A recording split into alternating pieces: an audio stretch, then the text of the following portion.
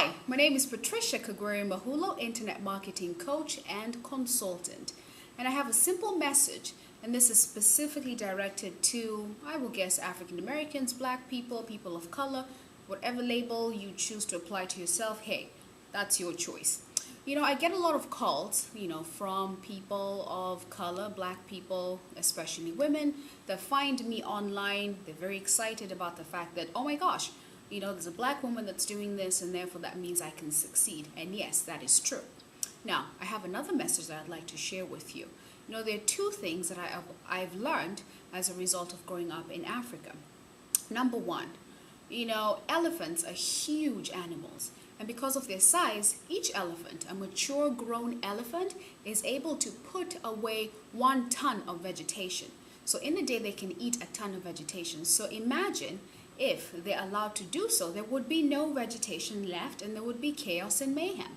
So in order to prevent this chaos and mayhem, what the authorities do, they will track elephant herds, because elephants, go together in groups, and they identify the leaders. And then once they've identified the leaders, what they do is they maim the leaders. And when the leaders are out of commission, in essence what happens is the followers, because of the carnage that is going on around them, become helpless and confused. And when they're helpless and confused, they don't eat as much. So by default, it's to protect the elephants. Now, how does this tie into our community and our people as they're trying to become successful? The truth is, a lot of our leaders have been maimed. So there's not much leadership that has been provided for us. So in turn, we've become helpless and confused. But there is a solution. Barack Obama has done his part. The moral of the story is there is an option for you, and you can succeed if you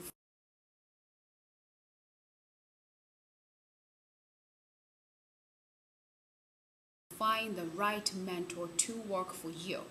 Number two, this is again another story about elephants, but in another part of the world, Indonesia, India, Bali, their problem is they don't have that much space. And so how do they tame the elephant?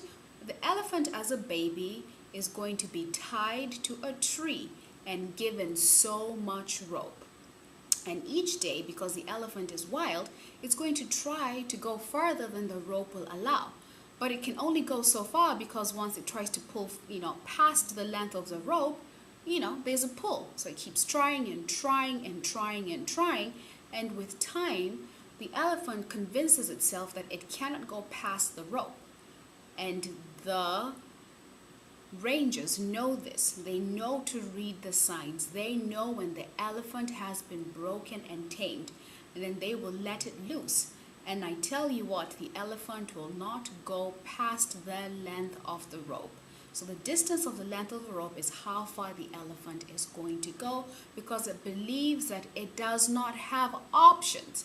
And that is something I find as I talk to lots of people in our community. They don't feel they have options because, let's face it, we've come through tough times.